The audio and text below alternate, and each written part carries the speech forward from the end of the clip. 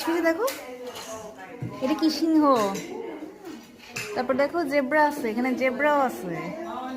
তারপর এটা কি, এগুলো মনে হয় বাঘ, দেখছো? দেখো একটা একটা মেয়ে,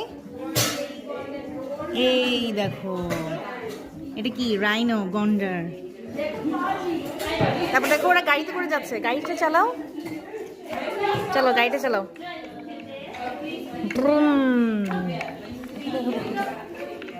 এই দেখছো, হাতি আছে দেখো, হাতি।